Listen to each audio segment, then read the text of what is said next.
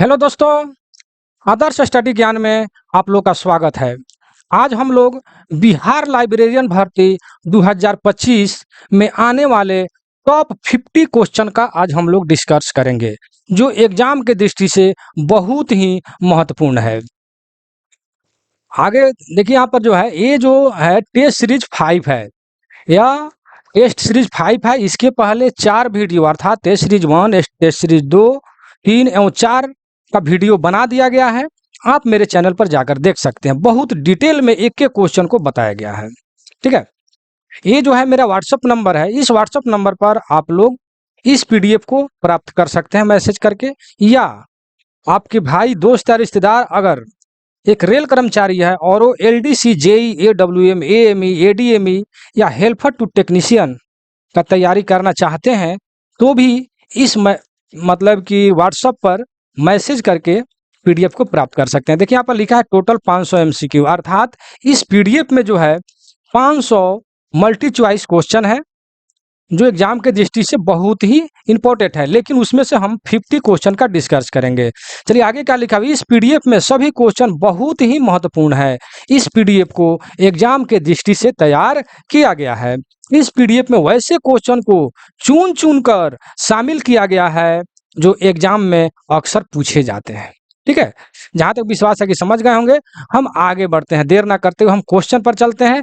आप वीडियो के अंत तक जरूर बने रहेगा, क्योंकि हम एक एक क्वेश्चन को बहुत ही डिटेल में समझाने वाले हैं। ये ना कि क्वेश्चन पढ़े, ऑप्शन पढ़े, आगे बढ़े, ऐसा नहीं, पूरा एकदम आपको दिमाग में बैठ जाएगा। ठीक है, और अगर मेरे चैनल पर नए हैं तो 100% सब्सक्राइब कर लीजिए, साथ साथ बेल आइकन भी दबा लीजिए।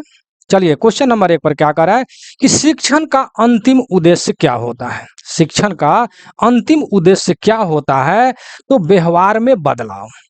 व्यवहार में बदलाव शिक्षण का अंतिम उद्देश्य, मतलब शिक्षण, टीचिंग अगर कर रहे हैं, आपके अंदर शिक्षा का भंडार है या अधिक से अधिक आप जानकार हैं, तो निश्चित है कि आपके व्यवहार में बदलाव होगा। अनपढ़ गंवार की तरह आपका व्यवहार नहीं होगा। ठीक है, तो शिक्षण का अर्थात शिक्षा देने का या शिक्षा प्राप्त करने का अंतिम उद्देश्य यही होता है कि हमारे व्यवहार में, हमारे जानकारी में जो भी कुछ है, बदलाव हो। ठीक है, इसीलिए इसका आंसर सी हो जाएगा। 2 नंबर में क्या कह रहा है कि कौन सा तरीका शिक्षण को प्रभावी बनाता है? तो सहभागिता। सहभागिता सहभागिता जो है हमारे शिक्षण को प्रभावी बनाता है। अब ये सवाल उठता है कि सहभागिता है क्या? देखिए, एक बात और कहना चाहूंगा कि आप मेरे वीडियो को अगर देखें तो अगर एक कॉपी कलम लेकर के बैठे तो बहुत ही अच्छा रहेगा, क्योंकि जो ऑप्शन में है वो तो हम बताएंगे, आपकी आंख से भी दिखाई दे रहा है, लेकिन जो इसका डिटेल हम बताएंगे, उसका अर्थ जो बताएंगे, अगर वो लिख लेते हैं और लिख करके तो इसको पढ़ते हैं या वीडियो को फिर से दोबारा देखते हैं, तो बहुत अच्छा से समझ में भी आएगा और आपको याद भी हो जाएगा। ठीक है, जैसे हमने सहभागिता का अर्थ बताएंगे। यहाँ पर तो लिखा कि कौन सा तरीका शिक्षण का यानी टीचिंग का सबसे मतलब कि प्रभावी बनाता है, तो सहभागिता। आखिर सहभागिता है क्या? तो किसी कार्य, गतिविधि या प्रक्रिया में सक्रिय रूप से शामिल होना या भाग लेना ही सहभागिता कहलाता है। ठीक है ना, किसी भी कार्य हो, कोई भी कार्य हो या कोई गतिविधि हो या प्रक्रिया हो, उसमें सक्रिय रूप से शामिल हो जाएं या भाग लें, उसी को सहभागिता कहते हैं। तो आपके क्वेश्चन में है कि कौन सा तरीका शिक्षण को प्रभावी बनाता है, यानी टीचिंग को सबसे अधिक प्रभावी बनाता है। तो जब तक आप टीचिंग की प्रक्रिया कर रहे हैं, अर्थात पढ़ाने की प्रक्रिया कर रहे हैं या गतिविधि कर रहे हैं, तो उसमें सक्रिय रूप से अगर शामिल होते हैं, सक्रिय मतलब कि पूरा एक्टिव होकर के, ठीक है, भाग लेते हैं, शामिल होते हैं, तो वह क्या होगा? शिक्षण जो है अधिक प्रभावी होगा। अर्थात सहभागिता, यानी सहभागिता का अर्थ ही है कि सक्रिय रूप से भाग लें, शामिल हों, उसी को सहभागिता कहते हैं। ठीक है, तो इसीलिए इसका आंसर जो है बी हो जाएगा। ठीक है, चलिए आगे बढ़ते हैं। Question number 3। क्वेश्चन नंबर 3 में कह रहा है कि शिक्षा मनोविज्ञान का प्रयोग किसमें होता है? ठीक है, शिक्षा मनोविज्ञान का प्रयोग किसमें होता है? तो शिक्षण विधियों के चयन में। देखिए, कोई भी यहाँ पर लिखा है शिक्षा मनोविज्ञान का प्रयोग कब होता है? तो शिक्षण विधियों के चयन में। मान लेते हैं शिक्षण मतलब टीचिंग आप मतलब कि करने जा रहे हैं, पढ़ाने जा रहे हैं, शिक्षक के रूप में कार्य करने जा रहे हैं, तो मनोविज्ञान का कब प्रयोग होगा? तो शिक्षण विधियों के चयन में, यानी आप किस प्रकार के शिक्षण देंगे, किस सब्जेक्ट से मतलब शिक्षण देंगे, शिक्षा देने का तरीका क्या होगा, व्यवस्था क्या होगा, बाकी बहुत सारा चीज, बच्चे कैसे आएंगे पढ़ने, यानी प्रत्येक चीज जब तक मनोविज्ञान का प्रयोग करके, मन का विज्ञान का प्रयोग करके नहीं सोचिएगा समझिएगा, तब तक आप अच्छे से शिक्षा नहीं दे सकते हैं। ठीक है, तो इसीलिए क्वेश्चन में है आपका कि शिक्षा मनोविज्ञान का प्रयोग किसमें होता है? तो शिक्षण विधियों के चयन में, शिक्षण के जो विधि है उसके चयन में जो है, चयन कर रहे हैं, चुन रहे हैं, उसी में मनोविज्ञान का प्रयोग होगा, यानी मन के विज्ञान का कि हम क्या करें, किस तरीके से हम काम करें, जो भी कुछ है, जहां तक विश्वास समझ गए होंगे। 4 नंबर क्वेश्चन है कि कौन सी विधि, कौन सा विधि छात्र केंद्रित नहीं है, छात्र केंद्रित नहीं है, तो व्याख्यान। ठीक है, व्याख्यान जो है छात्र केंद्रित नहीं है। 5 नंबर में क्या कह रहा है कि कौन सा विशेषता एक प्रभावी शिक्षक शिक्षक की होती है, प्रभावी शिक्षक की होती है, कौन सी विशेषता? ठीक है, तो सहानुभूति। ठीक है, मतलब कि शिक्षक, यहाँ पर शिक्षक की बात किया जा रहा है कि कौन सी विशेषता है वो उनका जो शिक्षक को प्रभावी बनाता है, यानी प्रभावी शिक्षक का होता है, क्या विशेषता है? तो विशेषता है सहानुभूति। अब सहानुभूति तो आप जान गए, लेकिन सहानुभूति का अर्थ क्या होता है, सहानुभूति है क्या, इसके बारे में हम जानेंगे। ठीक है, तो दूसरे की भावनाओं को समझने और साझा करने की क्षमता ही सहानुभूति कहलाता है।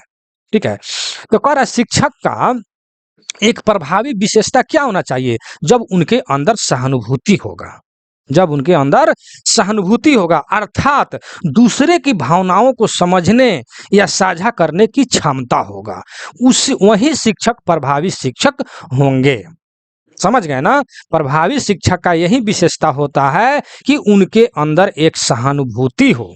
मतलब सहानुभूति का अर्थ ये हो गया कि दूसरे की भावनाओं को समझें और साझा करने की क्षमता हो, तभी तो वो पढ़ा सकते हैं और अच्छे से अच्छे अपने इंस्टीट्यूट, जो भी इंस्टीट्यूट अपना लाइब्रेरियन हो, ट्यूशन हो, स्कूल जो भी कुछ है, उसको अच्छे ढंग से चला सकते हैं जब उनके अंदर सहानुभूति होगा, अर्थात सोचने समझने, भावनाओं को समझने की क्षमता होगा। ठीक है, हमको जहां तक विश्वास है कि समझ गए होंगे।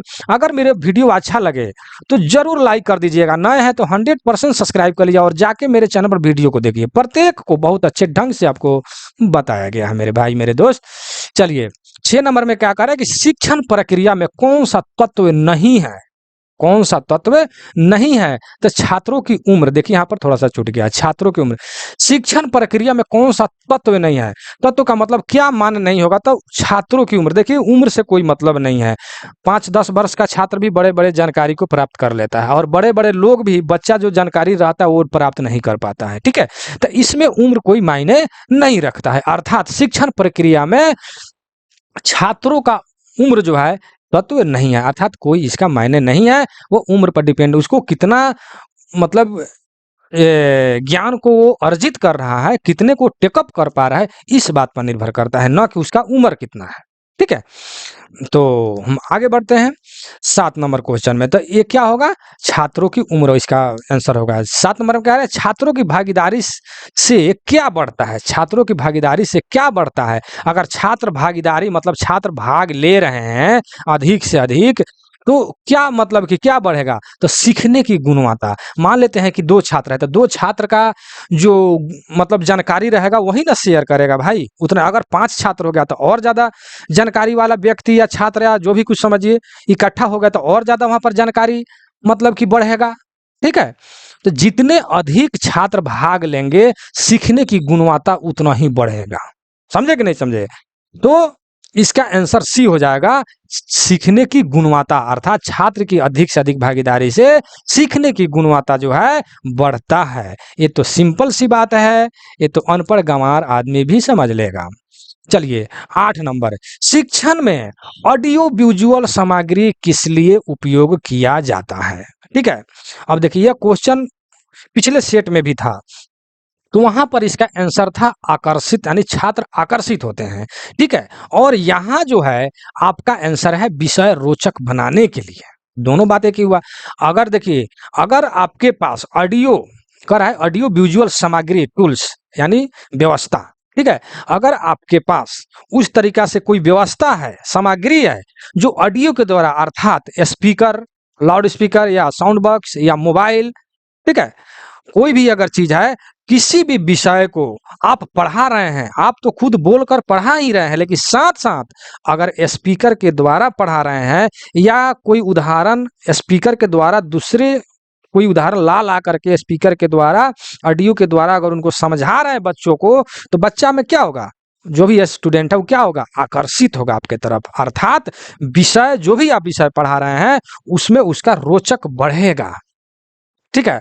अर्थात उस विषय को रोचक बनाने के लिए या विद्यार्थियों को आकर्षित करने के लिए शिक्षण में ऑडियो विजुअल सामग्री का उपयोग हम लोग करते हैं मेरे भाई मेरे दोस्त, ठीक है। जहां तक विश्वास है कि आपके दिमाग में क्वेश्चन जरूर सेट कर गया होगा, लेकिन कमेंट सेक्शन में आप नहीं लिखिएगा कि आपको कितना समझ में आ रहा है, समझ में आ रहा है कि मेरा पढ़ाई। चलिए चलिए 9 नंबर क्वेश्चन में कह रहा है कि शिक्षण के प्रमुख घटक क्या है, ठीक है। प्रमुख घटक, तो कोई भी शिक्षण मतलब टीचिंग, अगर आप पढ़ाने जा रहे हैं, चाहे आप स्कूल में पढ़ाने जा रहे हैं, ट्यूशन में पढ़ाने पढ़ाने के लिए मतलब सोच रहे हैं, या लाइब्रेरियन खोल रहे हैं, तो वहां पर सबसे पहले क्या जरूरी है, तो वहां पर सबसे पहले जरूरी है कि उस इंस्टीट्यूट में एक शिक्षक को होना चाहिए। अब शिक्षक हो और छात्र नहीं हो तो क्या फायदा है मेरे भाई, तो शिक्षक के बाद एक छात्र का भी होना चाहिए, तभी तो शिक्षक छात्र को पढ़ाएंगे। और शिक्षक और छात्र दोनों मौजूद हैं और उनको पढ़ने के लिए कोई किताबें नहीं है, कोई सामग्री ही नहीं है, बैठने के लिए सामग्री नहीं है, कंप्यूटर लैपटॉप नहीं है ना, ऑडियो समझाने के लिए नहीं है, प्रोजेक्टर नहीं है, मतलब जितना भी सामग्री जो भी कुछ है, तो ये सब चीज, 3 गो चीज है कि शिक्षक, छात्र और सामग्री। तो सबसे पहले शिक्षक का होना जरूरी है, तो शिक्षक छात्र के बिना अधूरा है, तो छात्र हो जाएगा। तीसरा में सामग्री, पढ़ाने के लिए आपकी जो भी व्यवस्था है, चाहे वो बुक हो, टेबल कुर्सी हो, बेंच हो या ऑडियो की व्यवस्था हो, जो भी कुछ, ये सब सामग्री होना चाहिए, तभी जाकर के आप एक अच्छे लाइब्रेरी को चला सकते हैं, जिसमें बच्चा आकर्षित करेगा, या इंस्टीट्यूट या जो भी कुछ है वो चला सकते हैं, समझ गए ना। तो शिक्षक, छात्र एवं सामग्री चाहिए, इसीलिए इसका आंसर ए हो जाएगा क्या। चलिए आगे बढ़ते हैं, क्वेश्चन नंबर 10 में क्या करें कि लाइब्रेरियन को किस प्रकार की शिक्षण शैली को अपनाना चाहिए, शैली मतलब कि तरीका, किस प्रकार की शिक्षण का तरीका को अपनाना चाहिए, ठीक है। तो सहभागितात्मक, कैसा, सहभागितात्मक, ठीक है। तो सहभागितात्मक का मतलब है कि भाग लेना, अभी जस्ट मैंने पीछे जस्ट समझाया सहभागिता का अर्थ कि किसी कार्य, गतिविधि या प्रक्रिया में सक्रिय रूप से भाग लेना या शामिल होना ही सहभागिता कहलाता है, सृजनात्मक। अर्थात एक और है कि लाइब्रेरियन को किस प्रकार की शिक्षण की शैली को अपनाना चाहिए, तो सहभागितात्मक, अर्थात छात्रों के साथ या जो भी आदमी को आप शिक्षा दे रहे हैं उसके साथ मिलकर, यानी उसके साथ सहभागिता, एक दूसरे को हाथ बटाकर मिलकर भाग लेकर, कैसे, सक्रिय रूप से यानी एक्टिव रूप से भाग लेना ही मतलब कि सहभागिता कहलाता है। तो वही कह रहा है कि लाइब्रेरियन में किस प्रकार के शिक्षा शैली माने कौन से तरीका को अपनाना चाहिए, तो एक दूसरे के बीच में भाग ले करके समझाना, शिक्षा देना ही मतलब कि तरीका को अपनाना चाहिए, कहाँ, लाइब्रेरी में, ठीक है। एक लाइब्रेरियन को अपने छात्रों के साथ मिल व्यवहार करके, एक कैसे मिल व्यवहारना है, एक्टिव होकर के मिल व्यवहार के काम करना, सिखाना, पढ़ाना, जो भी कुछ है, यही शिक्षा का शैली को अपनाना चाहिए, किसको, टीचर को। चलिए 11 नंबर में कह रहा है कि अधिगम किसका परिणाम है, अधिगम जो है किसका परिणाम है, तो कहने का मतलब है कि अधिगम का अर्थ हमने इसके जस्ट हर वीडियो में हमने बताया है, ठीक है। अधिगम क्योंकि बहुत ज्यादा इस शब्द का प्रयोग हुआ है, तो अधिगम शब्द का अर्थ होता है सीखना। एक शब्द में अगर इसका आंसर बताएं, मतलब अर्थ, तो सीखना या ज्ञान प्राप्त करना ही अधिगम कहलाता है, ठीक है। लेकिन अगर थोड़ा सा डिटेल में अगर अधिगम का अर्थ बताएं, तो यह एक निरंतर चलने वाली प्रक्रिया है जिसके द्वारा व्यक्ति अपने अनुभव, अभ्यास और प्रशिक्षण के माध्यम से अपने व्यवहार, ज्ञान, कौशल में परिवर्तन लाता है। ठीक है ना। अधिगम में आदत ज्ञान जो है का अधिग्रहण शामिल है, जो कि जीवन की आवश्यकताओं को पूरा करने में मदद करता है। ठीक है, ये तो पूरा डिटेल में हो गया, लेकिन एक लाइन में अधिगम का अर्थ जानिए कि ज्ञान या शिक्षा प्राप्त करना ही अधिगम कहलाता है। तो जब ज्ञान और शिक्षा जब आपके अंदर हो जाएगा, तो कह रहा है कि उसका परिणाम क्या होगा, क्या होगा? अभ्यास, प्रेरणा, अनुभव, उपयुक्त में से सभी। जब आपके अंदर ज्ञान और सीखने का जो है अधिक भंडार हो गया, तो क्या होगा? आपको अभ्यास भी हो जाएगा, प्रेरणादायक भी हो जाएगा, आपके अंदर प्रेरणा, उल्लास, खुशी और उत्साहित ना हर चीज हो जाएगा। ठीक है, अनुभव भी हो जाएगा। इसीलिए इसका आंसर डी होगा। ठीक है, अधिगम का अर्थ हमने बताया कि सीखना या ज्ञान प्राप्त करना ही अधिगम कहलाता है। ठीक है, तो जब अधिगम हो जाएगा तो आप निश्चित है कि बहुत ज्यादा जानकार हो जाएंगे। चलिए 12 नंबर में कह रहा है कि अच्छे शिक्षक की पहचान क्या होता है। देखिए कितना अच्छा क्वेश्चन है। शिक्षक को पहचानने का तरीका, कैसे अच्छे शिक्षक को हम पहचानेंगे भाई?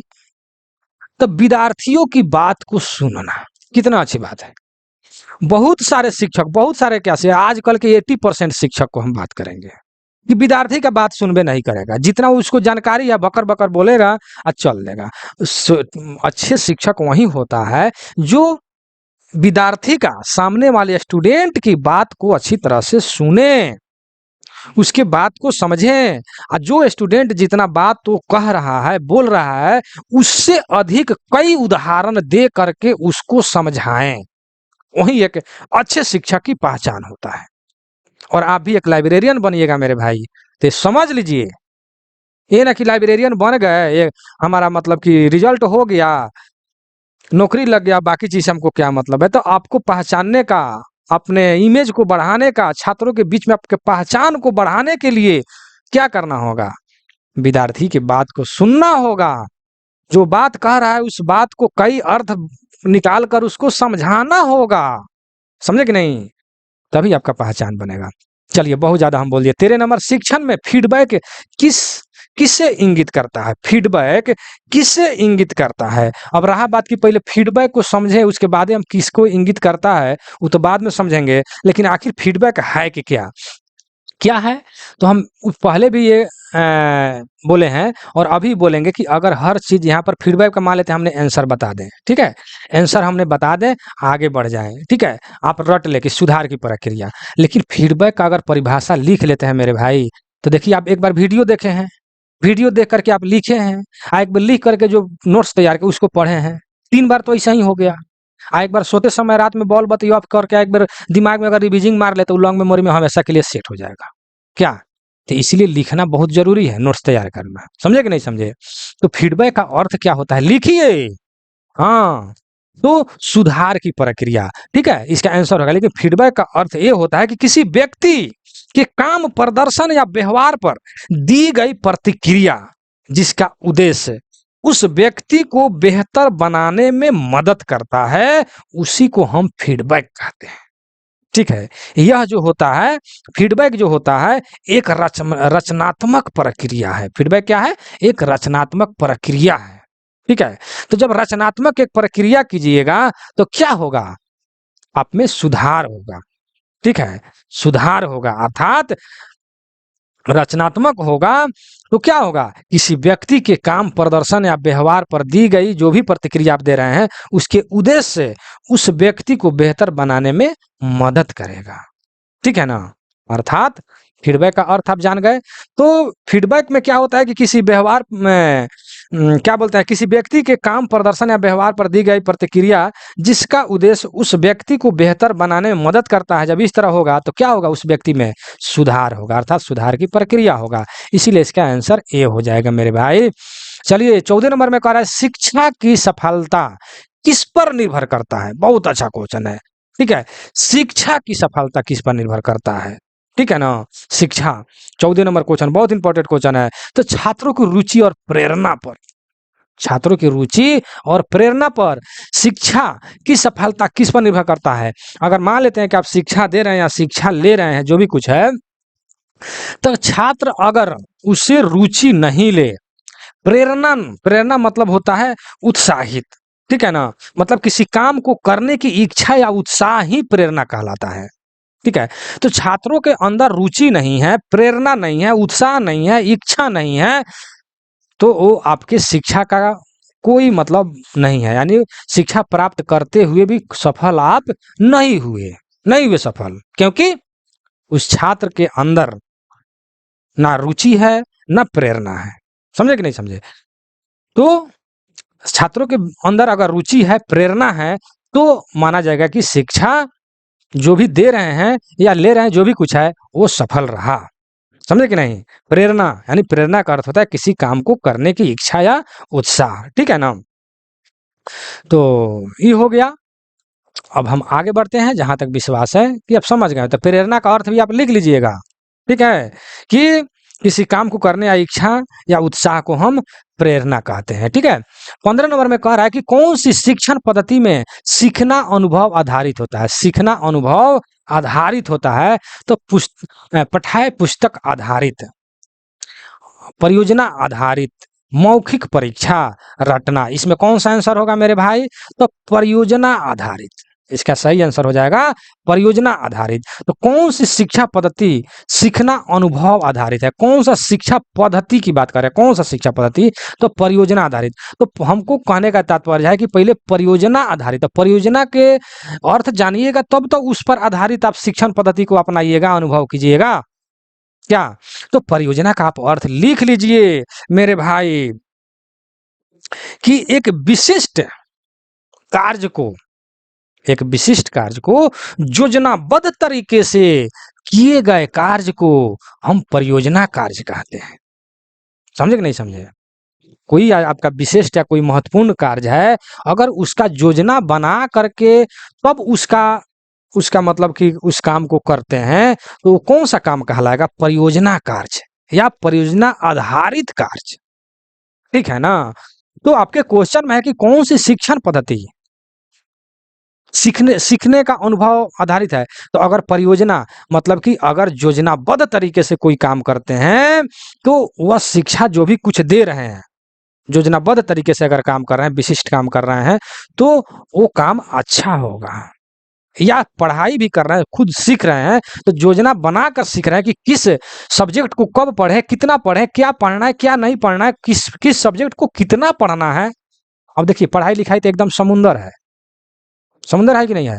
कि उसको जो है आप डूब जाइएगा पढ़ते पढ़ते, लेकिन मतलब समय बर्बाद हो जाएगा। तो हमको कितना पढ़ना है उससे मतलब है। आप पूरा डूब जाएं, समुद्र में तैरते रहें, और आपको किनारा भी नहीं मिलेगा। इसीलिए आपको उतना ही पढ़िए जितना जरूरी है। तो ये सब क्या हुआ? योजना हुआ, ठीक है? तो योजना बना करके अगर कोई भी शिक्षा दे रहे हैं या पढ़ाई कर रहे हैं, तो बहुत ही अच्छा होगा। अर्थात क्या करें, सीखना पर अनुभव आधारित होगा, ठीक है? तो हो गया कौन सा शिक्षा पद्धति जो है, शिक्षा पद्धति में सीखना अनुभव आधारित होगा, तो परियोजना आधारित में, ठीक? समझ गए? 16 नंबर क्वेश्चन में क्या करे कि लाइब्रेरियन द्वारा सूचना साक्षरता का शिक्षण किस उद्देश्य से किया जाता है? ठीक है, लाइब्रेरियन द्वारा सूचना साक्षरता का शिक्षण किस उद्देश्य से किया जाता है? तो छात्रों को स्रोतों की उचित प्रयोग के लिए। देखिए, स्रोत का मतलब ये होता है कि जहां से हम प्राप्त करते हैं कोई भी चीज को, चाहे वो पढ़ाई के क्षेत्र में बुक हो या ज्ञान हो, ज्ञान का स्रोत हो, या कोई भी, मतलब कि जहां से हम प्राप्त करते हैं कोई भी चीज, उसी को हम स्रोत कहेंगे, ठीक है?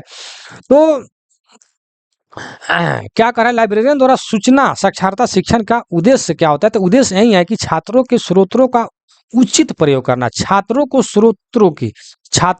स्रोत के, यानी जो भी छात्र है उसके पढ़ने का स्रोत हो, उसको ढूंढना चाहिए। और एक लाइब्रेरियन के लिए छात्र कैसे हमारे लाइब्रेरी में पढ़ने आएगा, उस स्रोत को जो है प्रयोग करना चाहिए। तभी जाकर के छात्र अच्छा पढ़ पाएगा, या लाइब्रेरियन अच्छा पढ़ा पाएगा, या अपने छात्रों को इकट्ठा कर पाएगा। कब? लाइब्रेरियन क्या खोजेगा? छात्रों का स्रोत, जो कैसे हम करेंगे ताकि छात्र आए। और स्टूडेंट जो है अपना पढ़ने या कोई उद्देश्य से अगर लाइब्रेरी में जा रहा है, तो उस चीज को वो खोजेगा, स्रोत को खोजेगा, उसका प्रयोग करेगा, ठीक है ना? तो लाइब्रेरियन द्वारा सूचना साक्षरता शिक्षण में किस उद्देश्य से किया जाता है? तो छात्रों के स्रोतों को उचित प्रयोग के लिए। चलिए 17 में क्या करें, शिक्षण में अनुकरण किस अधिगम सिद्धांत से संबंधित है? ठीक है।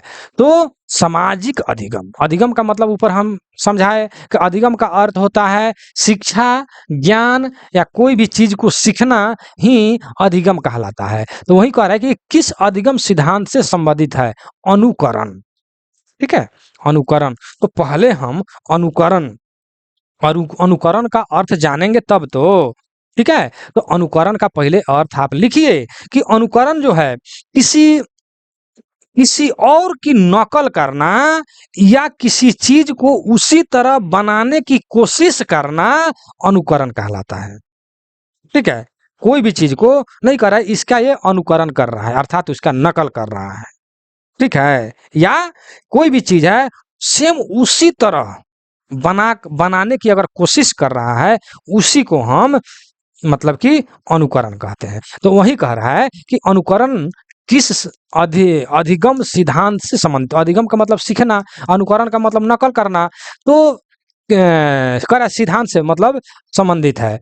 तो सामाजिक अधिगम, जिस समाज से आप हैं या जिस समाज या माहौल में आप पढ़ाई कर रहे हैं, उसी का ना आप अनुकरण कीजिएगा, नकल कीजिएगा। अगर आप छोटा देख लीजिए, अगर छोटा बच्चा भी है, जिस समाज में जिस परिवार में रहता है, तो सेम उसी का नकल करके वो आगे बढ़ता है। ठीक उसी प्रकार अगर आप लाइब्रेरियन में जा रहे हैं या कोई पढ़ाई नया चीज पढ़ाई कर रहे हैं, तो क्या होगा? उसका नकल करेंगे। ठीक है, अनुकरण करेंगे। तो वही कह रहा है कि शिक्षण में अनुकरण किस अधिगम सिद्धांत से संबंधित है? तो सामाजिक, जिस समाज में रहेंगे उसी सिद्धांत से संबंधित है। चलिए 18 नंबर, शिक्षण के दौरान शिक्षक का चेहरा और भावनाएं कैसा होना चाहिए? देखिए बहुत अच्छा क्वेश्चन है। आप भी शिक्षक बनने जा रहे हैं कि शिक्षण के दौरान आप टीचिंग कर रहे हैं, शिक्षा दे रहे हैं, उस वक्त शिक्षक का चेहरा और भावनाएं कैसा होना चाहिए? तो स्पष्ट होना चाहिए, ये ना कि मुंह चुरा कर पढ़ा रहे हैं। ठीक है, ये जो भी कुछ पढ़ा रहा है टॉपिक, यहाँ वहाँ टॉपिक को बताए और बस चल दिए, और बच्चे को होमवर्क दे दिए या ऐसे करो वैसे करो, बात में फंसाए, यहाँ वहाँ कर दिए और चल दिए। स्पष्ट रूप से कोई भी ना पढ़ाए ना सिखाए ना कुछ नहीं। तो ऐसे नहीं होता है शिक्षा का गुण। इस तरह आपके लाइब्रेरी से बच्चा भाग जाएगा। लाइब्रेरी जो है में ये सब गुण होना चाहिए। कैसा होना चाहिए? शिक्षक का चेहरा एकदम स्पष्ट होना चाहिए, संवाद भी जो भी करे बात स्पष्ट करें। ठीक है, इसीलिए इसका स्पष्ट आंसर है कि शिक्षण के दौरान शिक्षक का चेहरा और भावनाएं स्पष्ट होना चाहिए। ठीक है, चलिए 19 नंबर क्वेश्चन में कह रहा है कि कौन सी शिक्षण पद्धति रचनात्मक और प्रोत्साहित करता है? ठीक है, कौन सी शिक्षण जो है, शिक्षण पद्धति, पद्धति मतलब तरीका, रचनात्मक को प्रोत्साहित करता है? तो यहाँ पर फिर देखिए आ गया परियोजना। ठीक है, परियोजना, परियोजना पद्धति जो है शिक्षण को जो है रचनात्मक मतलब प्रोत्साहित करता है। ठीक है, तो पहले रचनात्मक का अर्थ जानिए कि रचनात्मक है क्या। ठीक है, रचनात्मक मतलब रचना करना, ठेठ भाषा में अगर इसको अच्छे तरीका से इसका हम परिभाषा लिखते हैं तो नए और उपयोगी विचारों या अवधारणाओं को उत्पन्न करने या पहचानने की क्षमता ही रचनात्मकता कहते हैं। उसी को हम रचनात्मकता कहेंगे। किसको कहेंगे रचनात्मकता? नए और उपयोगी विचारों या अवधारणाओं को उत्पन्न करने या पहचानने की क्षमता ही रचनात्मकता कहलाता है। ठीक है, तो कह रहा शिक्षण में कौन सा पद्धति रचनात्मक को प्रोत्साहित करता है? तो ये है परियोजना। ठीक है, तो परियोजना का हम अर्थ जो है अभी हमने बताया कि कोई भी विशिष्ट कार्य को एक योजनाबद्ध तरीके से अगर कर रहे हैं, उसी को हम परियोजना कार्य कर रहे हैं मतलब कहेंगे या परियोजना कहेंगे। ठीक है, तो कोई भी रचनात्मक रचनात्मक को प्रोत्साहित करता है परियोजना। तो रचनात्मक को प्रोत्साहित कब करेगा? जब कोई चीज उसकी योजना बनाकर कीजिएगा, यानी योजनाबद्ध तरीके से कीजिएगा। ठीक है, तब जाकर के वो रचनात्मक होगा। अर्थात क्वेश्चन है कि कौन सी शिक्षण पद्धति रचनात्मक को प्रोत्साहित करता है? तो परियोजना, परियोजना पद्धति। ठीक है, परियोजना पद्धति अर्थात एक योजनाबद्ध कार्य। चलिए 20 नंबर में कह रहा है शिक्षण में उद्देश्य का क्या महत्व है? उद्देश्य, देखिए कोई भी चीज का उद्देश्य। अब तो यहाँ पर शिक्षण का आप शिक्षा ले रहे हैं, वीडियो देख रहे हैं, लेकिन इस उद्देश्य एक ऐसा शब्द है कि किसी भी क्षेत्र में इसको लेकर चले जाइए, चाहे आप पढ़ाई का क्षेत्र हो, आपका घरेलू काम का क्षेत्र हो, या आपका बिजनेस का क्षेत्र हो, या कहीं जॉब करते हो उसका क्षेत्र हो, ठीक है? किसी भी क्षेत्र का एक उद्देश्य होता है, कोई भी कार्य का एक उद्देश्य होता है। अगर किसी भी कार्य का कोई उद्देश्य नहीं है, तो उस कार्य को करने का कोई मतलब ही नहीं है, ठीक है? उस कार्य को करने का कोई मतलब नहीं है। अर्थात कोई भी कार्य अगर करें तो उसका उद्देश्य होना चाहिए, अर्थात उद्देश्य का मतलब होता है दिशा देना, अर्थात उद्देश्य और दिशा होना चाहिए। जब उद्देश्य होगा तो दिशा निश्चित रूप से होगा, ठीक है? जैसे कि आपने यह सोच रहे हैं कि हमको लाइब्रेरियन बनना है, आपका एक उद्देश्य है कि हमको लाइब्रेरियन बनना है, तो उसका एक दिशा तय होगा कि इसके लिए हमको ये बुक पढ़ना होगा, ये वीडियो देखना होगा, इस तरीका से टाइम टेबल बनाना होगा, माने बहुत तरह का, यानी परियोजना कार्य का मतलब योजनाबद्ध तरीके से, ठीक है ना? काम करना होगा, तब जाकर के एक अच्छे व्यक्ति बन सकते हैं, लाइब्रेरियन बन सकते हैं, एक मतलब कि बिजनेस बन सकते हैं, बिजनेसमैन बन सकते हैं। कैसे? जब योजनाबद्ध तरीके से काम कीजिएगा, यानी परियोजना कार्य बन करके, अर्थात उसका कोई एक दिशा होगा, ठीक है? चलिए तो फिर से एक बार पढ़ देते हैं क्वेश्चन को कि शिक्षण शिक्षण में उद्देश्य का क्या महत्व है? तो दिशा देना, ठीक है? अब दिशा देना, फट पढ़े आगे बढ़ गए तो भी ठीक नहीं है। यहाँ तक अगर वीडियो में हमारे चैनल पर बने हैं तो बहुत अच्छी बात है, बहुत खुशी की बात है मेरे लिए।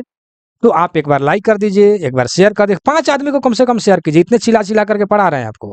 आपको भी अगर अच्छा लग रहा है तो 5 आदमी को शेयर कर दीजिए, ठीक है ना? कमेंट सेक्शन में ज़रूर लिखिए कि वीडियो कैसा लगा, ज़रूर लिखिएगा मेरे भाई, ताकि उससे हमको भी लगे, हम भी उत्साहित हो कि हम जो भी पढ़ा रहे हैं आप लोग को अच्छा लग रहा है या नहीं। इसीलिए आप ज़रूर लिखिए कमेंट सेक्शन में कि ये वीडियो आपको कैसा लग रहा है, हम आपको अच्छे तरीक़े से समझा पा रहे हैं या नहीं समझा पा रहे हैं। चलिए, तो कह रहा है 21 नंबर में समूह गतिविधि से क्या लाभ होता है? समूह गतिविधि से क्या लाभ होता है? तो सहयोग और सहभागिता, सहयोग और सहभागिता, ठीक है? सहयोग भी होगा, सहभागिता भी होगा। 22 नंबर में पुस्तकालय शिक्षण में आईसीटीसी का उपयोग किस लिए किया जाता है? तो ज्ञानवर्धन के लिए। किसके लिए? ज्ञानवर्धन के लिए। तो पहले अब ज्ञानवर्धन आ गया, तो ज्ञानवर्धन का पहले अर्थ जानिएगा तब ना, ठीक है? तो ज्ञानवर्धन का अर्थ जानिए, ठीक है? थोड़ा-सा पेंसिल हम ले लेते हैं। ज्ञानवर्धन का अर्थ क्या होता है? तो ज्ञान को बढ़ाना, समृद्धि करना या उत्पन्न करना, ये ज्ञानवर्धन कहलाता है, ठीक है? ज्ञान को बढ़ाना ही ज्ञानवर्धन कहलाता है, ज्ञान को समृद्धि करना ही ज्ञानवर्धन कहलाता है, या ज्ञान को उत्पन्न करना ही ज्ञानवर्धन कहलाता है। तो वही कह रहा है कि पुस्तकालय में आईसीटीसी आईसीटी का उपयोग किस लिए किया जाता है? तो ज्ञान को बढ़ाने के लिए किया जाता है, ठीक है? ज्ञान को समृद्धि करने के लिए होता है, ज्ञान को उत्पन्न करने के लिए आईसीटी का प्रयोग किया जाता है। समझ गए? चलिए 23 नंबर क्वेश्चन, शिक्षण की कौन सी विशेषता सबसे प्रमुख है? ठीक है, तो सबसे प्रमुख क्या है? संवाद। अगर संवाद, मान लीजिए शिक्षण दे रहे हैं, टीचिंग कर रहे हैं, संवाद नहीं कर रहे हैं, अर्थात आप डिस्कशन नहीं कर रहे हैं, एक दूसरे का समस्या को नहीं समझ करके डिस्कस कर रहे हैं, संवाद अच्छा से व्याख्या नहीं कर पा रहे हैं, तो शिक्षा देने से या पढ़ाने से कोई फायदा नहीं होगा। इसीलिए शिक्षण में सबसे बड़ी विशेषता यह होता है कि आपका संवाद, अर्थात जो भी कुछ आप समझा रहे हैं, बोल रहे हैं, उसका अच्छा से विश्लेषण हो रहा है कि नहीं, अच्छा से उसका अर्थ निकाल पा रहे हैं नहीं, पढ़ाने का तरीका, बोलने का तरीका ठीक है कि नहीं। एक शब्द में कहें तो उसका संवाद ठीक होना चाहिए मेरे भाई, मेरे दोस्त। इस तरह अगर नहीं समझिएगा तो कैसे समझिएगा, ठीक है? हम तो जानते हैं कि इस लाइब्रेरियन के एग्जाम देने वाले जितने भी मेरे भाई, मेरे दोस्त हैं, उनके पढ़ाई बहुत लोग का छूटे हुए कितना दिन हो गया, किसी का शादी ब्याह हो गया, किसी के बाल बच्चेदार हो गए, बहुत सारे मूड़ी पर टेंशन है, फिर भी पढ़ना है, पढ़ना पड़ेगा, पड़ेगा, तभी जाकर आपको मतलब ये थी, क्या बोलते हैं, अच्छा से पढ़ पाइएगा। इस पर एक लाइन कहूँगा, थोड़ा-सा तो वीडियो लंबे हो रहे हैं, हम जान रहे हैं। बहुत लोग हैं कि चलो भाई फॉर्म निकलेगा तो पढ़ाई चालू करेंगे। हम कहना चाह रहे हैं कि अगर आपको कहीं जाना है, तो स्टेशन पर गाड़ी आ जाएगा तब घर से निकलिएगा।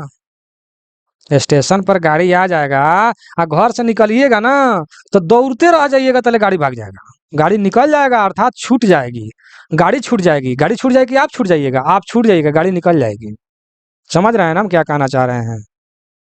तो आपको पहले से पढ़ाई तैयारी करना होगा, थोड़ा-सा नज़रअंदाज करना पड़ेगा आपके कुछ कामों को, अपने बीवी के ऑर्डर या बच्चे को कुछ काम का ऑर्डर मतलब कि थोड़ा-सा नज़रअंदाज करना पड़ेगा।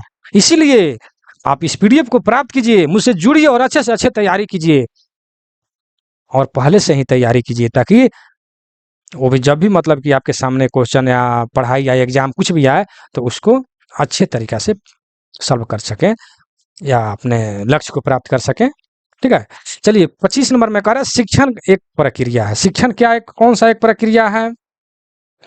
तो जीवंत, देखिए अब क्वेश्चन में आंसर आ गया जीवंत, ठीक है? आखिर जीवंत है क्या? अब जीवंत का अर्थ जानेंगे तब तो, ठीक है? कि शिक्षण प्रक्रिया में शिक्षण एक कह रहा है प्रक्रिया है तो जीवंत, जीवंत है क्या? तो जीवन से भरपूर, जीवन जीवंत का अर्थ होता है जीवन से भरपूर, सक्रिय या उत्साहित या ऊर्जावान, ठीक है? जीवंत का कई अर्थ होता है, ठीक है? जीवंत का अर्थ होता है जीवन से भरपूर या सक्रिय या उत्साहित या ऊर्जावान। तो शिक्षण प्रक्रिया है क्या, कैसन एक शिक्षण प्रक्रिया है? तो जीवंत का हम शब्द का प्रयोग न करके जीवंत का अर्थ जो है उसका शब्द का हम प्रयोग करें तो शिक्षण एक प्रक्रिया है जीवन से भरपूर का, सक्रिय होने का, उत्साहित होने का, ऊर्जावान होने का, ठीक है? यही एक शिक्षण का प्रक्रिया है। चलिए, जीवंत का अर्थ होता है बोलते-बोलते तो भाई मेरा मुँह थक जा रहा है, लेकिन आपको कहेंगे कि थोड़ा लाइक शेयर कर दीजिएगा, नहीं कीजिएगा। चलिए आगे बढ़ते हैं। 26 नंबर क्वेश्चन में क्या कह रहा है कि लाइब्रेरियन को शिक्षा देते समय कौन-सी योजना ज़रूरी है? कौन-सा योजना ज़रूरी है मेरे भाई? तो पाठ योजना, ठीक है ना? पाठ योजना, तो क्या बोलते हैं, बाकी पाठ योजना का मतलब पढ़ने की योजना या पढ़ाने की योजना जो भी कुछ है, ये सबसे पहले ज़रूरी है। योजना अगर नहीं बना रहे हैं और डायरेक्ट आप कुछ बोलना चालू कर दीजिए या पढ़ना चालू कर दीजिए, तो आपको समझ में नहीं आएगा। इसीलिए कोई भी चीज़ अगर योजनाबद्ध तरीके से काम करते हैं, तो बहुत ही अच्छा रहेगा, ठीक है? एक मेरा चैनल है आदर्श मोटिवेशनल चैनल, उसमें जाकर देखिए हर चीज़ आपको बताया गया कि कोई भी काम करे तो कैसे करें, योजनाबद्ध तरीके से। कोई भी अगर का पैसे बचा रहे हैं, बिजनेस कर रहे हैं, पढ़ाई कर रहे हैं, कुछ भी अगर योजनाबद्ध तरीके से करते हैं, कल हमको क्या करना उसका योजना आज ही हम बना लें और कल होकर के उस काम को करते हैं। समय मैनेजमेंट एक टॉपिक का नाम है जी वीडियो का, जाकर देखेंगे। समय मैनेजमेंट वीडियो हमने बनाया है। तो समय को कैसे मैनेज करेंगे उसको पहले ही अगर योजना बना लेते हैं, तब उस कार्य को करते हैं, तो बहुत अच्छे से कार्य हो जाएगा और समय की बचत होगा, ठीक है? इसीलिए योजनाबद्ध तरीके से कार्य करें, ठीक है? तो 27 नंबर में चलते हैं। अधिगम का मूल्यांकन कब होना चाहिए? अधिगम का मूल्यांकन कब होना चाहिए? तो देखिए यहाँ पर केवल फिर पहले जानिए अधिगम का अर्थ। तो अधिगम का अर्थ होता है सीखना या ज्ञान अर्जित करना।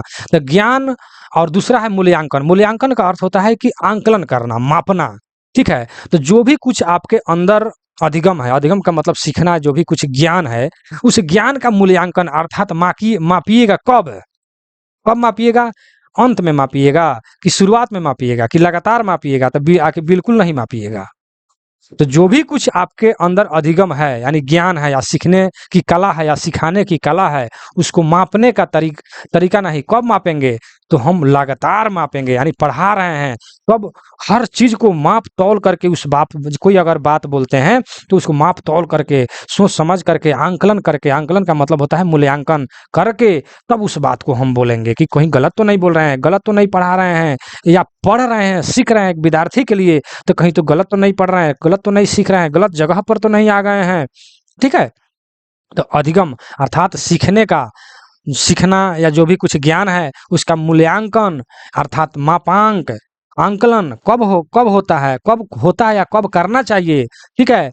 कब करना चाहिए? तो लगातार करना चाहिए। ये ना कि कभी अच्छा से मापे बोल दिए और दूसरा बार कोई माप तौर का बोलबे नहीं किए, बकर-बकर कुछ भी बोल दिए, ऐसा नहीं। चलिए 28 नंबर में शिक्षा का प्रभाव सबसे अधिक किस पर पड़ता है? शिक्षा का प्रभाव सबसे अधिक जो है किस पर पड़ता है? तो छात्र का व्यवहार और सोच पर, ठीक है? शिक्षक देखिए, शिक्षक जो है, शिक्षक का प्रभाव जो है छात्र, बाकी सामने वाला छात्र हो या चाहे कोई आपके दोस्त या कोई भी हो, कोई भी अगर आप लेक्चर या ज्ञान की बात बता रहे हैं तो सामने वाले की व्यवहार और सोच पर प्रभाव पड़ता है। इसीलिए किसी को गलत शिक्षा नहीं देना चाहिए। क्यों? क्योंकि उसके व्यवहार और सोच पर प्रभाव पड़ता है। और उसका माइंड या हर चीज़ में मतलब बदलाव होता है, इसीलिए गलत शिक्षा नहीं देना चाहिए। वही कह रहा है कि शिक्षा का प्रभाव सबसे अधिक किस पर पड़ता है, तो छात्र के व्यवहार और सोच पर। इसीलिए शिक्षक शिक्षा को अधिक मतलब अच्छा ढंग से देना चाहिए, कहने का मतलब इसलिए क्योंकि उसका प्रभाव छात्र के व्यवहार और सोच पर पड़ता है। चलिए 29 नंबर क्वेश्चन में क्या कह रहा है कि सूचना साक्षरता सीखने का एक प्रभावी तरीका है। सूचना साक्षरता सीखने का एक प्रभावी तरीका है प्रदर्शन और अभ्यास। देखिए, सूचना साक्षरता सीखने का, अगर कोई भी चीज सीख रहे हैं तो उसमें अगर अच्छा ढंग से प्रदर्शन नहीं कर रहे हैं, अभ्यास नहीं कर रहे हैं, ठीक है, तो मतलब कि वो एक अच्छा तरीका नहीं हुआ, ठीक है।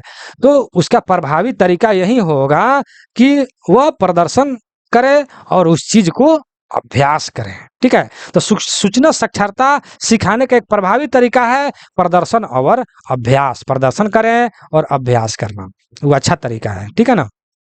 प्रदर्शन कीजिएगा तो भी अच्छा रिजल्ट निकलेगा, ठीक है। चलिए 30 नंबर में शिक्षक की भूमिका कैसी होना चाहिए। शिक्षक की भूमिका जो है कैसा होना चाहिए, तो मार्गदर्शक, मार्गदर्शक होना चाहिए। देखिए, शिक्षक के इंग्लिश में हम लोग टीचर बोलते हैं, तो हम तो जानते हैं कि टीचर, देखिए TECHER, अब सबका अर्थ टी का सी का अलग अलग बताओ तो बहुत ज्यादा समय लग जाएगा। इसीलिए हम ठेठ भाषा में एक शब्द में जानते हैं, टीचर का अर्थ होता है टॉर्च, और टॉर्च का काम है आगे को प्रकाश दिखाना और प्रकाश को देख करके आगे बढ़ना, ठीक है ना। तो टीचर का अर्थ होता है टॉर्च। ठेठ भाषा में मेरे भाई, बिहारी भाषा में आपको हम समझा दिए, ठीक है ना।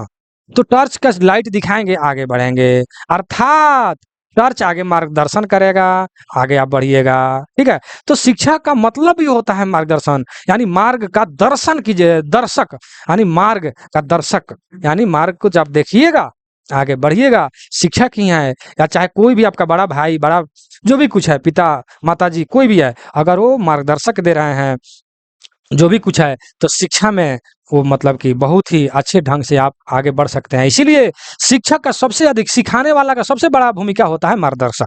ठेठ भाषा में जानिए, शिक्षक का या शिक्षा देने वाले का सबसे बड़ा भूमिका होता है मार्गदर्शन करना, यानी मार्गदर्शक के रूप में कार्य करना। 31 नंबर में शिक्षण में विविधता, विविधता का अर्थ क्या होता है, ठीक है। शिक्षण में विविधता का अर्थ क्या होता है, ये आपसे क्वेश्चन कर रहा है। तो अर्थ होता है अलग अलग रणनीति बनाना। विविधता नाम है या विविधता, अलग अलग रणनीति बना। शिक्षण में अलग अलग रणनीति बनाइएगा तभी अच्छा ढंग से आप शिक्षण यानी टीचिंग कर सकते हैं, अच्छे ढंग से लाइब्रेरी चला सकते हैं, पढ़ा सकते हैं या पढ़ भी सकते हैं। चलिए आगे बढ़िए। शिक्षण में रिफोर्समेंट का उद्देश्य क्या है। रिफोर्समेंट का उद्देश्य क्या है, तो सीखने को मजबूत करना, ठीक है, सीखने को मजबूत करना, ठीक है।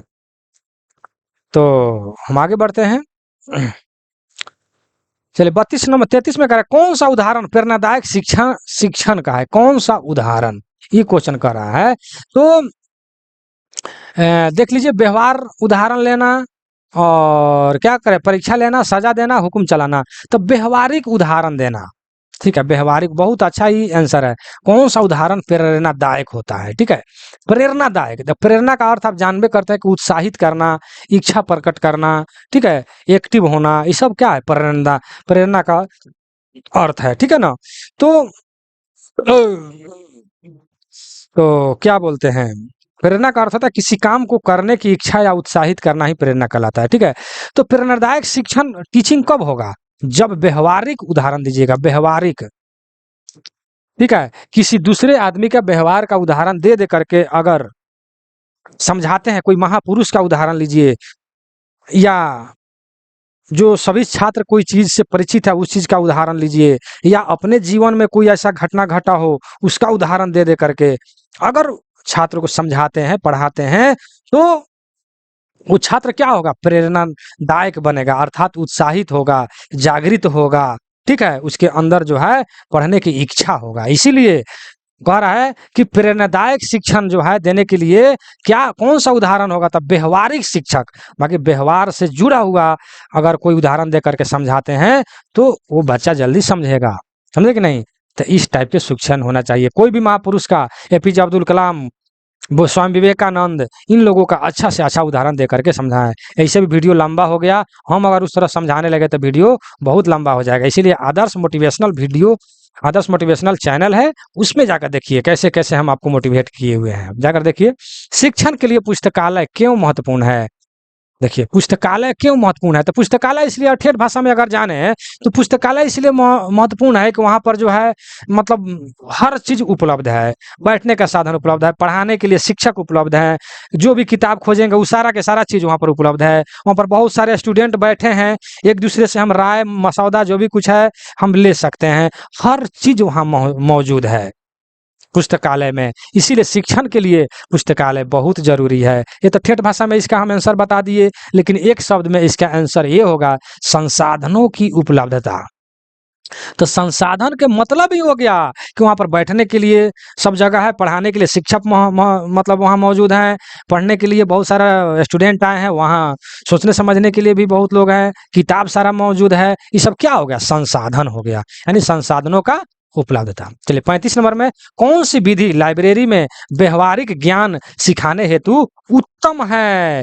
तो वो है केस स्टडी। तो केस स्टडी का मतलब कि अर्थ जो है, हमने पिछला वीडियो में भी हमने बताया था कि आखिर केस स्टडी कहते किसे हैं, पहले इसको जानिए। तो केस स्टडी क्या है? एक प्रकार का शोध है, रिसर्च है, उसी को हम केस स्टडी कहेंगे अगर ठेठ भाषा में कहें तो। अगर इसको थोड़ा सा विशेष रूप से अगर बताएं कि केस स्टडी क्या है, तो केस स्टडी एक शोध है जिसमें किसी विशिष्ट व्यक्ति, समूह, घटना या संगठन का विस्तृत अध्ययन किया जाता है, उसी को हम केस स्टडी कहते हैं। ठीक है, तो केस स्टडी क्या है? एक शोध है जिसमें किसी विशिष्ट व्यक्ति, समूह, घटना या संगठन का विस्तृत अध्ययन किया जाता है। तो आपका क्वेश्चन क्या है कि किसी विधि, कौन सी विधि लाइब्रेरियन में व्यवहारिक ज्ञान को सिखाने हेतु सबसे उत्तम है? तो केस स्टडी, यानी सबसे उत्तम है केस स्टडी, अर्थात उस पर रिसर्च करना, शोध करना या विस्तृत अध्ययन करना ही उत्तम मतलब की व्यवस्था है, अर्थात केस स्टडी। अर्थात केस स्टडी का अर्थ ही हो गया एक शोध करना, विस्तृत अध्ययन करना। ठीक है, तो कौन सी विधि लाइब्रेरी के लिए सबसे उत्तम है? केस स्टडी, अर्थात विस्तृत अध्ययन करना, शोध करना विधि सबसे अधिक उत्तम है। चलिए 36 नंबर में, शिक्षण विधि का चुनाव किस पर आधारित होता है? शिक्षण विधि का चुनाव जो है किस पर आधारित होता है? तो विषय वस्तु और छात्र की आवश्यकता पर। विषय वस्तु यानी किस, जैसे यहाँ पर कह रहे हैं छात्र, विषय वस्तु और छात्रों की आवश्यकता। शिक्षण की विधिया का चुनाव मतलब कि आप टीचर जो है बनने जा रहे हैं, तो वहां पर कह रहा है या पढ़ाई मतलब जो भी कुछ है, ट्यूशन स्कूल खोलने जा रहे हैं, तो कौन सा विधि का चुनाव कीजिएगा? तो पहले तो आप देखिएगा कि हम किस विषय में जानकार हैं, उस विषय को हम पढ़ाएं। ठीक है, अर्थात विषय वस्तु एक नंबर में हो गया। जिस विषय वस्तु को आपने चुना, किस विषय में हम अच्छे ढंग से पढ़ा सकते हैं, टीचिंग कर सकते हैं, शिक्षण दे सकते हैं, तो अब उसमें देखना होगा कि उस क्षेत्र में छात्र की आवश्यकता क्या है, उस पर आधारित अगर उस मतलब कि ट्यूशन स्कूल खोलते हैं तो बहुत अच्छा ढंग से चलेगा। ठीक है, इसीलिए विषय वस्तु, आप विषय को आप चुनिए कि किस वस्तु को पढ़ा रहे हैं और छात्रों की आवश्यकता क्या है। इस विधि का अगर प्रयोग करते हैं, चुनाव करते हैं, तो आपका ट्यूशन स्कूल अच्छा से चलेगा। इसलिए शिक्षण विधि का चुनाव किस पर आधारित होता है? तो विषय वस्तु और छात्रों की आवश्यकता पर। चलिए 37 नंबर, पुस्तकालय शिक्षण में कौन सा दृष्टिकोण उपयुक्त है? कौन सा दृष्टिकोण सबसे उपयुक्त यानी उपयोग युक्त है? उपयुक्त का अर्थ, उपयुक्त का अर्थ होता है उपयोग युक्त, जो आपके उपयोग के लिए है, तो वो है आपका शिक्षार्थी। देखिए यहाँ पर केंद्रित है, कैडित हो गया है, ठीक है ना, केंद्रित। देखिए केंद्रित, ठीक है, यहाँ पर इस तरह है केंद्रित। ठीक है, तो शिक्षार्थी केंद्रित। ठीक है, अर्थात पुस्तकालय शिक्षण में कौन सा दृष्टिकोण उपयुक्त है? तो शिक्षार्थी केंद्रित, यानी शिक्षार्थी जो भी है जब तक केंद्रित होकर नहीं पढ़ेंगे तब तक वो आगे नहीं बढ़ेंगे। चलिए आगे बढ़ते हैं। पाठ योजना बनाते समय क्या शामिल होना चाहिए? 38 में कह रहा है, तो विषय, उद्देश्य, समसाई मूल्यांकन। पाठ योजना यानी जो भी पढ़ाने का अगर योजना बना रहे हैं तो उसमें क्या क्या शामिल करना चाहिए? तब विषय को, किस विषय को पढ़ा रहा है, जिस विषय को पढ़ा रहे हैं उसका उद्देश्य क्या होना चाहिए, समय, यानी सामग्री यहाँ होना चाहिए, सामग्री मूल्यांकन यानी उसको आंकलन करके तब जा करके इस सब चीज को शामिल करने के बाद ही पाठ्य योजना बनाना चाहिए। चलिए 39 में क्या कह रहा है कि शिक्षक को कक्षा में कैसा व्यवहार करना चाहिए, कैसा व्यवहार करना चाहिए? आप तो खुद इसका आंसर बता सकते हैं, कैसा व्यवहार करना चाहिए कमेंट सेक्शन में लिखिए। तो सहयोगात्मक यानी सहयोग करना चाहिए शिक्षक को। एक लाइब्रेरी में लाइब्रेरियन को, शिक्षक को सहयोगात्मक या चाहे कहीं भी टीचर को कैसा होना चाहिए? सहयोगात्मक यानी सहयोग करने वाला होना चाहिए। चाहे वो पुस्तक जुटाने में हो, पुस्तक को एक दूसरे ढूंढ कर देने में हो, उसमें सहयोग करना चाहिए। कोई अर्थ किसी विषय में किसी क्वेश्चन अगर समझ में नहीं आ रहा है उसको समझने में सहयोग करना चाहिए। या हम ये देखेंगे एक लाइब्रेरियन को ये भी सोचना है कि ये छात्र जो भी कोई पढ़ रहा है कितना मतलब कि क्वेश्चन को टेकअप कर पा रहा है, तो कितना नहीं कर पा रहा है, तो वैसे ग्रुप में डालना ताकि वह उस ग्रुप में जिस लायक ये है ताकि जल्दी टेकअप कर पाए। तो ये सारा चीज जो है एक टीचर करता है। तो कैसा व्यवहार होना चाहिए? सहयोगात्मक होना चाहिए, अर्थात सहयोग करने वाला होना चाहिए। कैसा व्यवहार होना चाहिए? सहयोगात्मक होना चाहिए, सहयोगात्मक। चलिए 40 में कह रहा है कि शिक्षण को प्रभावी बनाने के लिए शिक्षक को होना चाहिए। शिक्षक को प्रभावी बनाने के लिए शिक्षण शिक्षण मतलब टीचिंग को प्रभावी बनाने के लिए शिक्षक को कैसा होना चाहिए? कैसा होना चाहिए आप भी बता दें। संवाद और भागीदारी, संवाद और भागीदारी। तो शिक्षक को जो है मतलब अधिक से अधिक उदाहरण देकर बोलना समझाना चाहिए, अर्थात संवाद यानी संवाद का मतलब बोलना चाहिए। अधिक से अधिक उदाहरण बच्चों को संतुष्ट करना चाहिए, यानी संवाद सबसे अधिक होना चाहिए और उसमें भागीदारी होना चाहिए। ठीक है, तो शिक्षण को सबसे अधिक प्रभावी और बनाना है तो संवाद और भागीदारी, यानी संवाद को अच्छे ढंग से बोलिए, व्यवहार अच्छा से कीजिए, इस सारा चीज की भागीदारी करेंगे तब जा करके शिक्षण में एक शिक्षक जो है एक प्रभावशाली बन सकता है, यानी प्रभावी होगा। ठीक है, तो शिक्षण को प्रभावी बनाने के लिए शिक्षक को चाहिए कैसा? संवाद और भागीदारी। 41 नंबर में शिक्षण में नियोजन का तात्पर्य है, नियोजन का तात्पर्य है व्यवसायिक या व्यवस्थित संचालन। शिक्षण में नियोजन का अर्थ है, नियोजन का कार्य है व्यवस्थित संचालन। ठीक है, जो भी कुछ नियोजन हो रहा है उसका व्यवस्थित संचालन अगर करते हैं तो अच्छे ढंग से होगा। चलिए आगे बढ़ते हैं, बहुत ज्यादा आप लोग को हम समय ले लिए, समय लग जा रहा है, पता नहीं किसको अच्छा लग रहा है नहीं लग रहा है। ठीक है, तो 43 नंबर क्वेश्चन में क्या कह रहे हैं कमेंट सेक्शन में जरूर लिखिएगा कि आपको वीडियो कैसा लगा। 43 में कह रहा है कि शिक्षण में टेक्नोलॉजी का प्रयोग क्यों जरूरी है? टेक्नोलॉजी का प्रयोग क्यों जरूरी है? तो आप जान ही रहे कि आज के युग जो है टेक्नोलॉजी पर ही आधारित है। ठीक है, तो टेक्नोलॉजी इसलिए जरूरी है कि सीखने को रुचि और प्रभावशील बनाने के लिए, सीखने का रुचि भी बढ़ेगा, प्रभावशाली होगा। कब? जब टेक्नोलॉजी का प्रयोग करेंगे।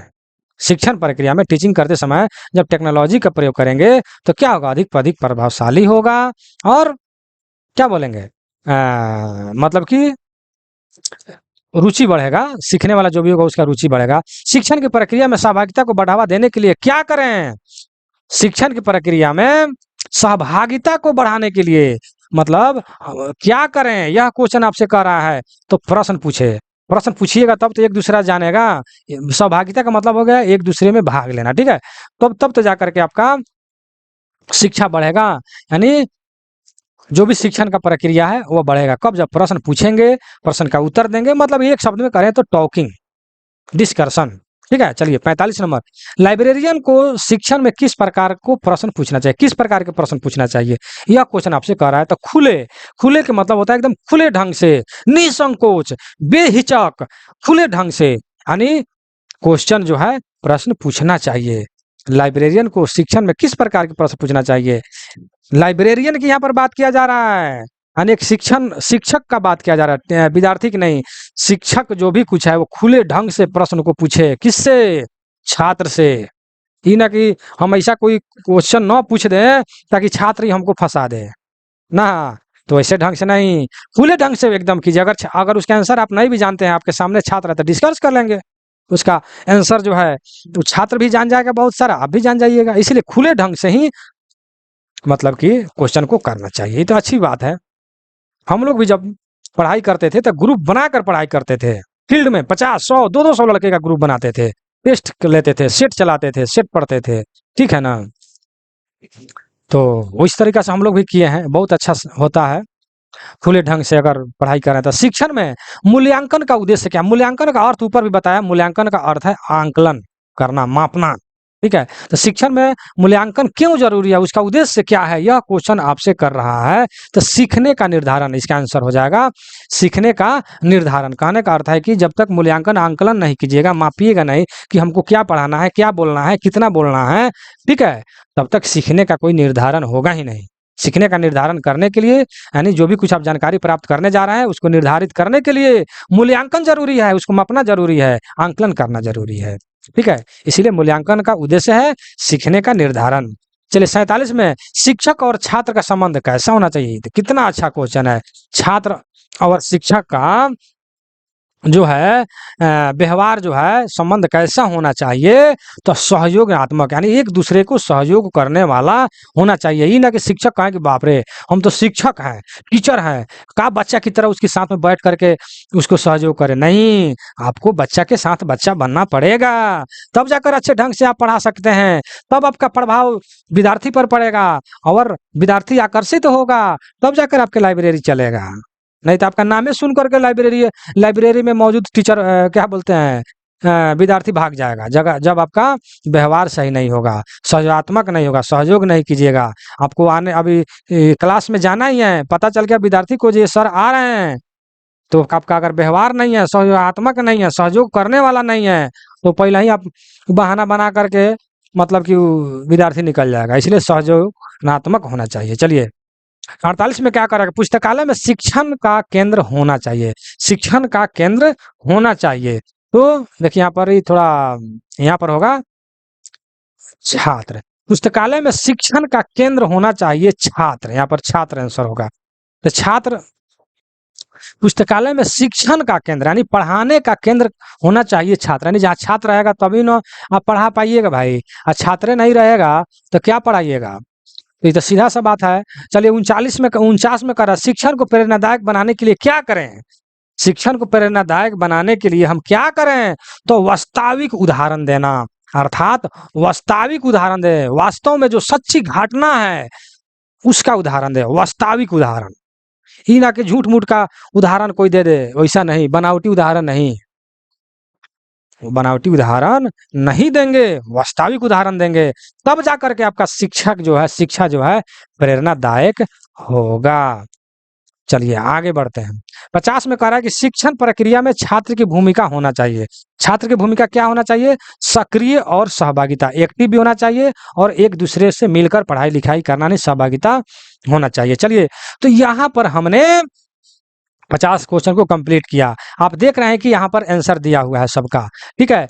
तो हमने आंसर शीट नीचा इसलिए दिया है कि इस पीडीएफ को आप प्राप्त करेंगे, प्राप्त करके आप जैसे 48 नंबर क्वेश्चन है तो इसका ABCD आंसर देंगे अपने कॉपी पर 1 2 3 इस तरह करके ABC अपना मतलब कि टेस्ट देंगे, टेस्ट दे करके सही गलत का अपना जो भी कितना सही गलत हुआ उतना ही सब करेंगे, देखेंगे कि हमारा कितना सही हो रहा है, कितना नंबर आ रहा है, ठीक है। उससे आपको पता चलेगा कि हमारा तैयारी क्या है। इसीलिए मैंने यहाँ पर आंसर का टिक मार्क नहीं किया है, आंसर हमने नीचे दिया है, इसीलिए कि आप इस पीडीएफ को प्राप्त करके टेस्ट सीरीज दे सके और अभी से तैयारी में लग जाए, नहीं तो एग्जाम जब आ जाएगा सिर पर आप कुछ नहीं कर पाइएगा। इसलिए इस पीडीएफ को प्राप्त करें और क्या बोलते हैं पढ़ाई को स्टार्ट करें। तो चलिए मेरा वीडियो यहाँ पर समाप्त हुआ है, मतलब कि हम अगले वीडियो में बिहार लाइब्रेरियन भर्ती 2025 टेस्ट सीरीज 6 जो है अगले वीडियो में हम डिस्कस करेंगे इसी तरह इस पूरे डिटेल के साथ,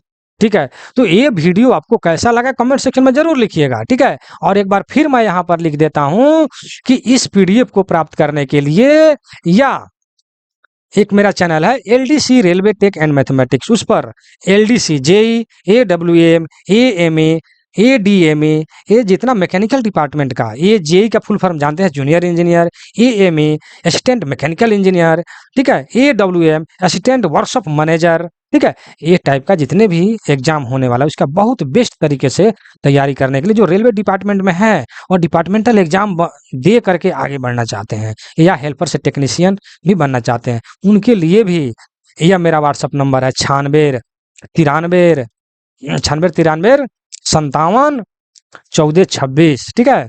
96 93 57 57 इस पर आप लोग मैसेज करके टेक्निकल या नॉन टेक्निकल या जनरल कंपटीशन के लिए, चाहे वो ग्रुप डी हो या रेलवे का रेलवे डिपार्टमेंट या लाइब्रेरियन या एसएससी जो भी है, हर क्षेत्र के लिए आप यहाँ से पीडीएफ प्राप्त कर सकते हैं इस व्हाट्सएप नंबर पर। तो हम अपने वीडियो को यहीं समाप्त करता हूँ। वीडियो कैसा लगा जरूर कमेंट सेक्शन में लिखिएगा। अभी तक अगर सब्सक्राइब नहीं किए हैं तो सब्सक्राइब 100% कर दीजिए और 5 आदमी को कम से कम आप शेयर कर दीजिए। इतना आप शिक्षा ग्रहण किए इस वीडियो से, इतना चिल्ला चिल्ला करके बताए, क्या आप मेरे लिए आप 5 आदमी को नहीं कर सकते हैं क्या शेयर? जरूर कीजिएगा, मुझे विश्वास है। चलिए अपना वीडियो समाप्त करता हूँ। जय हिंद, जय भारत।